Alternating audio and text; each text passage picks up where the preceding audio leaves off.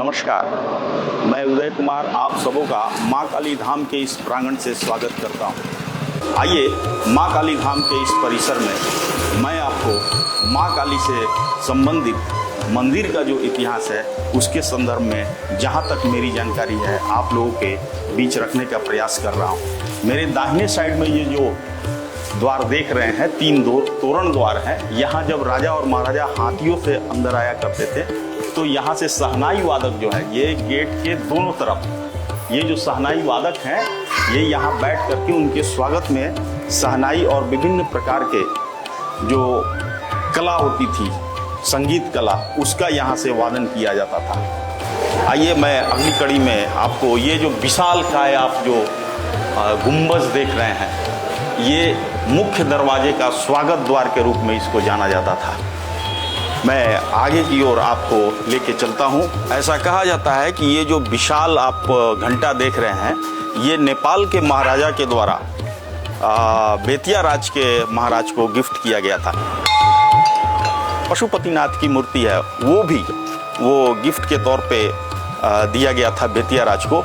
उसका भी इतिहास मैं आगे आपको बताऊंगा। आइए अब हम लोग मुख्य दरवाजे से अंदर की ओर प्रवेश करते हैं। मित्रों, जैसा मैं आपको बता रहा था कि अकबर के दरबारी राजा उदयकरण के द्वारा सुगौली के पास सुगांव में चंपारण राज्य की स्थापना की गई। उसके बाद राजा उग्रसेन ने अपनी राजधानी बेतिया को बनाया। ये 1627 ईस्वी की बात है। उसके बाद से बेतिया राज के तीसरे महाराजा, जिनको राजा दिलीप सिंह के नाम से जाना जाता है, उनका शासनकाल 1694 के आसपास, और ऐसी मान्यता है कि उन्हीं के द्वारा इस माँ काली धाम की स्थापना की गई थी।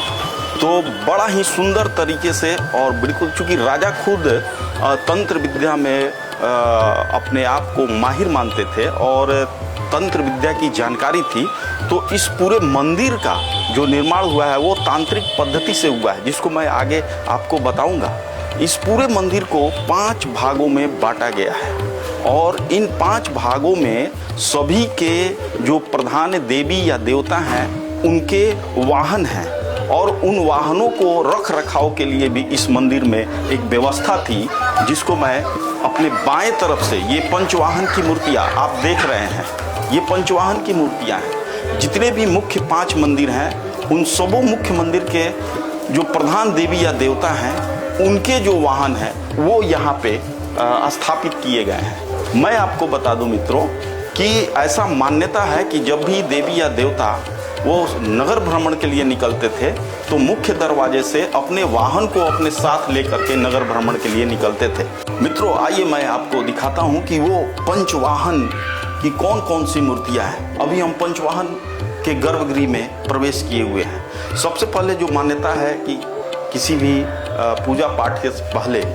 हम भगवान गणेश की पूजा करते हैं, तो उस साक्ष्य के आधार पर आप दक्षिण मुखी गणेश जी का यहाँ पे दर्शन करेंगे। दक्षिण मुखी गणेश जी भी होना अपने आप में एक अद्भुत है। नॉर्मली जो होता है वो दक्षिण मुखी गणेश जी आपको नहीं मिलेंगे, लेकिन इस मंदिर की ये प्रधानता है, चूँकि तांत्रिक पद्धति से इसकी स्थापना की गई है, इसलिए यहाँ गणेश जी का जो स्वरूप है वो दक्षिण मुखी है। तो मित्रों, मैं बता रहा था, ये अश्व जो आप देख रहे हैं, भगवान सूर्य के जो वाहन हैं वो अश्व हैं, और भगवान गणेश के जो सवारी हैं वो मूषक देव हैं। इसके बाद माँ दुर्गा भगवती ये शेर जो आप देख रहे हैं, सिंह की सवारी करती हैं, तो वो आप यहाँ देख सकते हैं।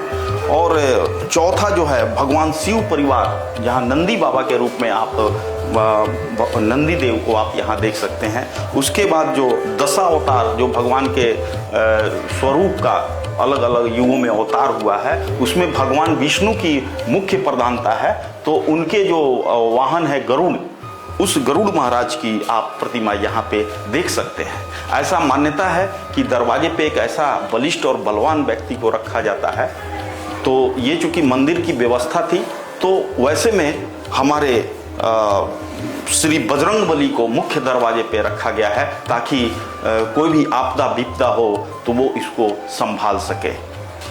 तो मित्रों, मैं आपको बता दूं, ये पूरी मंदिर जो है वो तांत्रिक पद्धति से इसकी स्थापना की गई है। मैं एक एक करके प्रयास करूंगा हर एक पांचों भाग का जितनी मेरी जानकारी है आप सबों के समक्ष रख सकूं। आइए अगली कड़ी में मैं आपको एक बार बता दूं, इस मंदिर की ये भी परंपरा रही है कि जब भी हम इसका परिभ्रमण करते हैं तो वो घड़ी के सुई की दिशा की ओर से हम चलते हैं, यानी कि क्लॉकवाइज वे में हम लोग यहाँ से चलेंगे, एंटी क्लॉक बिल्कुल नहीं चलेंगे। और सबसे अंत में जो है माँ काली का दर्शन करने के बाद भैरव, अष्ट भैरव की जो मूर्तियाँ हर जगह आपको देखने को नहीं मिलेगी, लेकिन अष्ट भैरव की मूर्तियाँ भी मैं आपको अंत में दिखाऊंगा। जैसे कि जब कभी भी आप वैष्णो माता का दर्शन किए होंगे तो आपको याद है भैरव का माँ ने संहार किया तो भैरव ने कहा कि माँ अब मेरा उद्धार कैसे होगा। तो माँ ने कहा कि तू घबरा मत, क्योंकि मेरे हाथ से तेरा वध हुआ है इसलिए तेरा उद्धार होगा, और जब तक तुम्हारा दर्शन लोग ना कर लेंगे मेरे दर्शन को अधूरा मानेंगे। तो इस प्रकार से ये जो आप अष्ट भैरव की मूर्तियाँ यहाँ पे आप देख रहे हैं, ये एक सबसे अंतिम पार्ट है, मैं उसको आपको अंत में लेकर के आऊँगा।